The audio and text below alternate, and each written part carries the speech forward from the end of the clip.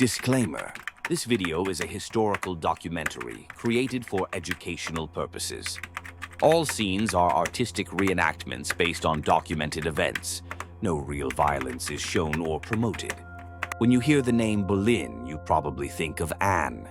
Her brother, George, is usually just a footnote, a supporting character in his sister's tragedy. But the man who went to the scaffold on May 17, 1536, was no minor player. He was a brilliant diplomat, a gifted poet, a passionate reformer, and a man whose charisma was praised in foreign courts. He was at the very center of power, the brother-in-law of the King of England. And then, in the space of 13 days, he was a condemned traitor locked in the Tower of London, knowing his life was over. His fall wasn't just collateral damage from his sisters. It was a targeted political hit designed to completely obliterate the Boleyn faction. This is the story of those 13 days, a story of psychological torment, a sham trial, and one final, shocking act of defiance that has echoed through the centuries. On May 15, 1536, George Boleyn stood trial for his life in the King's Hall of the Tower of London. Imagine the scene. 2,000 spectators are crammed into the hall, watching a queen and her brother fight for their lives. At a pivotal moment, George is handed a note. It detailed the king's most private insecurities, specifically that he was not skillful in copulating with a woman. George was commanded not to read it aloud, so what did he do? He read it aloud anyway. This wasn't the act of a desperate man. It was a calculated choice from a man who knew he was already condemned. To understand why he chose to humiliate the king in his final hours, we have to understand the man behind the myths and the horrific 13 days that sealed his fate. Before the fall, George Boleyn, Viscount Rochford, was one of the most promising men at the English court. While his sisters, Anne and Mary, were educated abroad, George likely studied at Oxford before making his mark. He wasn't just the Queen's brother, he was an accomplished diplomat, fluent in French, and a key ambassador. Contemporaries praised his sharp mind and charm. He and Anne weren't just siblings, they were a team sharing a fierce intelligence, a passion for religious reform, and a powerful bond. George was Anne's closest confidant in the viper's nest of the Tudor court. That closeness, a source of strength for years, would soon be twisted into something monstrous by their enemies. The fall began with stunning speed. The catalyst was a political coup engineered by the king's chief minister, Thomas Cromwell. Henry VIII had grown tired of Anne, who had failed to give him a male heir, and was now infatuated with her lady-in-waiting, Jane Seymour. Cromwell, seeing the political tides turning, sided with conservative factions at court who hated the Boleyn's reformist views. To remove Anne, he needed to destroy her, and to do that he had to take down her brother, the heart of her support network. The trap was sprung on May 2, 1536, the day after the May Day jousts. George, a principal jouster, was arrested at Whitehall Palace. His sister Anne was arrested later the same day. George was taken to the Tower of London, most likely imprisoned in the Martin Tower. The charges were almost unthinkable. The Queen was accused of adultery with 4 men. As for George, he faced the most shocking charge of all: incest with his own sister and conspiring to kill the king. The accusations were flimsy. Historians note that on several of the dates Anne was supposedly with her lovers, she was in a completely different location. But the truth didn't matter. The charges weren't meant to be proven. They were meant to stain, to shock, and to secure a guilty verdict that had already been decided. There were no prior rumors of an incestuous relationship between the siblings. The charge seems to have been fabricated entirely for the trial. George Boleyn was now locked in a stone tower, facing a legal machine that had already marked him for death. For 13 days, George sat in the tower, knowing his fate was sealed. During this time, what was he most concerned about? Settling his debts. His distress over ensuring no one would suffer financially from his death was so great that the Constable of the Tower, Sir William Kingston, wrote to Cromwell asking for help to ease George's conscience. It's a small detail that reveals a man of integrity, thinking of others even as his own world was crumbling. For centuries, a popular myth has claimed that George's own wife, Jane Parker, Lady Rochford, gave the testimony that condemned him. But this story of a jealous wife's betrayal is almost certainly false. In fact, evidence suggests Jane sent messages of comfort to George while he was in the Tower. The story of her betrayal was likely a later invention, a convenient fiction to explain the inexplicable charges. On May 12th, the four other accused men, Sir Henry Norris, Sir Francis Weston, William Brereton, and a court musician named Mark Smeaton, were tried. Only Smeaton confessed, and it was likely under torture. All four were found guilty.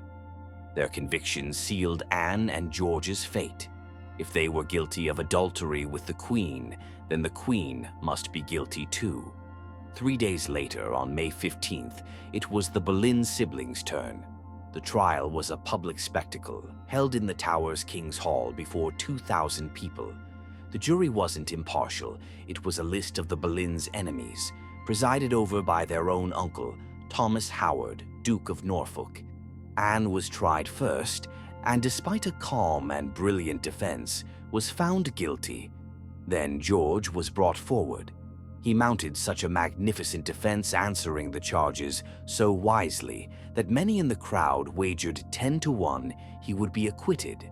It was a testament to his skill and courage, but the verdict was a foregone conclusion.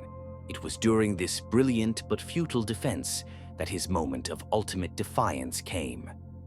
George was handed a piece of paper detailing the charge that Anne had told his wife that King Henry had neither capacity nor virility. It was explosive, providing a fabricated motive for the Queen's alleged adultery. He was ordered not to read it aloud. In that moment, knowing his life was already forfeit, George made a choice. He read the damning contents to the entire court. He would not be silenced.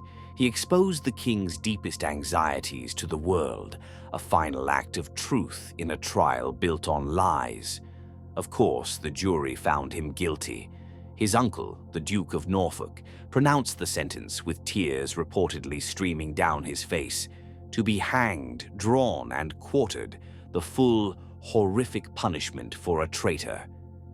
King Henry later commuted the sentences for George and the other four men to a merciful beheading. George spent his last 2 days in prayer. As a passionate reformer, he had risked his life smuggling reformist texts into England. Now, he faced the ultimate test of his faith. On the morning of May 17, 1536, a scaffold was erected on Tower Hill for the public executions. The men were executed in order of rank. As Viscount Rochford, George Boleyn went first. He was spared the horror of watching his friends die, but he had to be the first to climb the steps. Before the massive crowd, he delivered his final speech. Scaffold speeches followed a strict script. You accepted the law's verdict and confessed to being a sinner. Protesting innocence was seen as dying unreconciled with God. George followed the script, but with a powerful twist. He declared, "Christian men, I am born under the law and judged under the law, and die under the law. And the law hath condemned me." He admitted he was a wretched sinner who deserved to die if he had 20 lives. But, crucially, he never confessed to the specific crimes of incest or treason. Instead, he turned his speech into a warning to the courtiers watching him. "Beware," he said, "trust not in the vanity of the world, and especially in the flattering of the court." It was a stunning rebuke of the very system that had condemned him. He then affirmed his religious faith, stating that if he had truly followed God's word as he had preached it, he wouldn't be in this position. After his speech, he knelt at the block. The executioner's axe fell. George Boleyn was dead, at an age estimated to be between 29 and 32. His head and body were taken and buried in the chancel of the Chapel Royal of St. Peter at Vincula, inside the tower. The other 4 men followed him to the block. 2 days later, his sister Anne would meet her own fate on a scaffold within the tower walls. The Boleyn faction was annihilated. The fall of the Boleyns was one of the most brutal episodes in Tudor history, a stark reminder of the ruthlessness of Henry VIII's court. The charges were fabricated, the trials a sham, and the executions a grim necessity for a king desperate for a new wife. George Boleyn wasn't a footnote in this story. He was a brilliant, courageous man who faced his end with a dignity that still resonates. What part of George's story stands out the most to you? Let us know in the comments. George Boleyn's legacy has been clouded by centuries of rumor and fiction. He's been portrayed as a villain, a deviant, or just a pawn in his sister's game. The reality is far more compelling. He was a man of intellect and faith, a rising star cut down in his prime by a paranoid king and a cynical court. His final days were not spent in denial, but in quiet preparation and concern for his debts. His final act at his trial wasn't foolish, but courageous, a refusal to let the state have the final secret word. On the scaffold, he spoke not of his own innocence, but of a higher truth, warning those who came to watch him die about the fickle nature of power. The story of George Boleyn's horrific final days isn't just a tragedy. It's a testament to a man who, when stripped of everything, chose to die with his integrity intact.